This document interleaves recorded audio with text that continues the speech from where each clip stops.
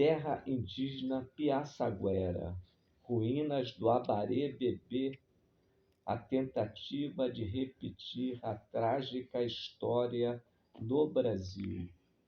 Próximo às ruínas do Abaré-Bebê está situada a mais conhecida atração turística de Peruíbe, no litoral sul de São Paulo.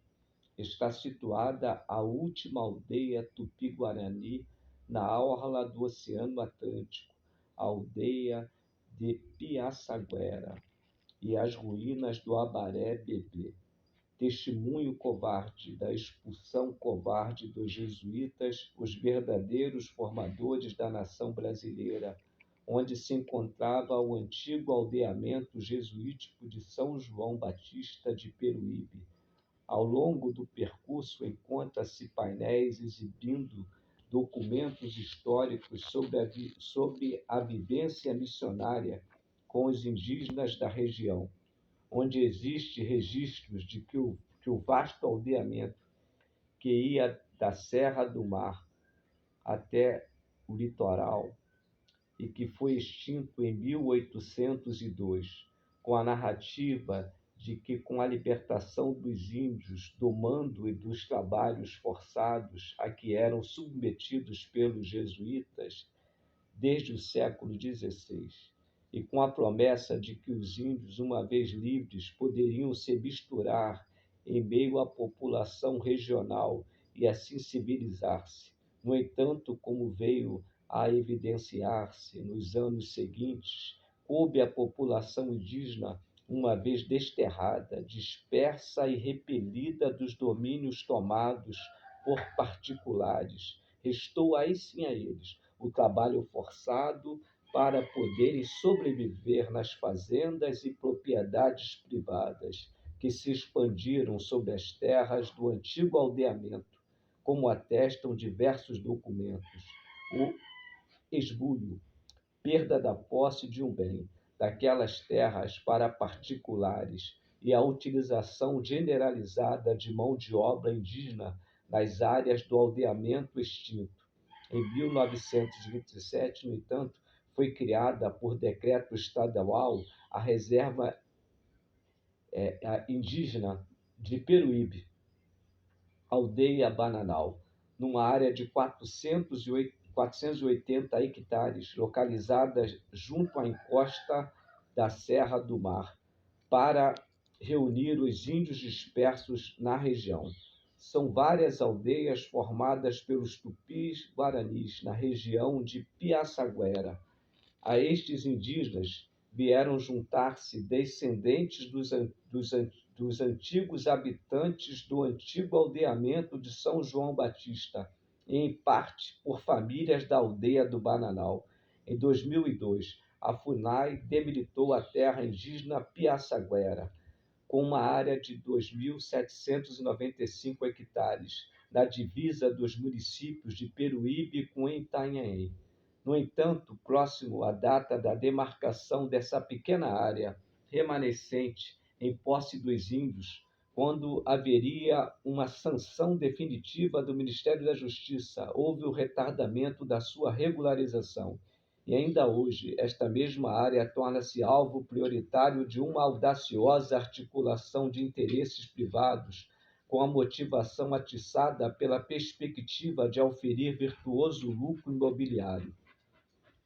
A velha ideia de remover os índios das terras que lhes pertencem e habitam para explorar vantajosamente a área que assim se pretende assambarcar, usurpar, a baixo custo, com a construção de um modelo de um porto marítimo, para tal basta rasgar a Constituição, burlar a legislação ambiental e remover mais uma vez os índios. Em 2016, tais terras sofreram a demarcação presidencial.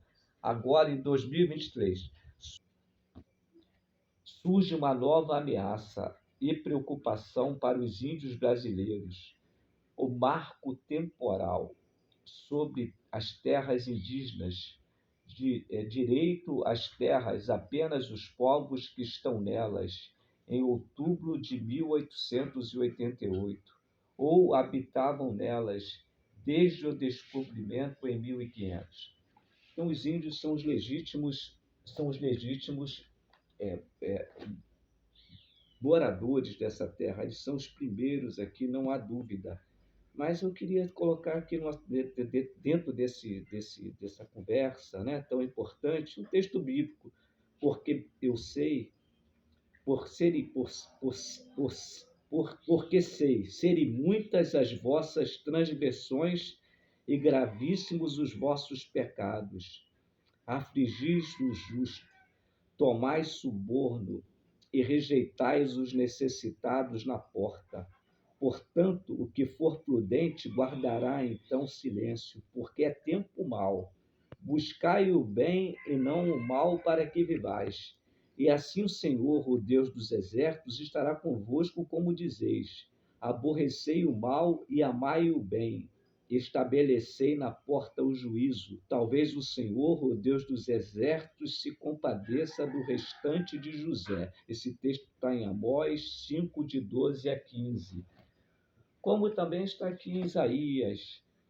Isaías também, no livro de Isaías 5:8 está escrito: Ai dos que ajuntam casa a casa e reúnem herdade a herdade, até que não haja mais lugar, e fiquem como únicos moradores no meio da terra. Meu desejo é que se deixe em paz os índios nesse país. Se deixe em paz seus descendentes, sua terra. Já foi feita muitas injustiças contra eles nessa nação. E nós não queremos ver os seus descendentes, os seus filhos aí envolvidos em criminalidade. E não vem acontecer o que aconteceu lá nos primórdios no Brasil colonial, quando a colônia portuguesa ficou do lado dos colonos que escravizavam os índios lá em Porto Seguro, e foram expulsos os jesuítas em 1590 e ficaram 30 anos fora de Porto Seguro. Com isso, foram destruídas várias pequenas cidades. Então, várias pequenas cidades ali, povoados, foram destruídos pelos índios. E depois de 30 anos, esses mesmos colonos chamaram os jesuítas de volta para pacificar os índios e voltarem a fazer um trabalho lá, ressuscitar os aldeamentos que eles faziam lá. Deixa os índios em paz, deixa os índios viver. Deixa os índios viver, estão aqui há muito tempo, já sofreram muito.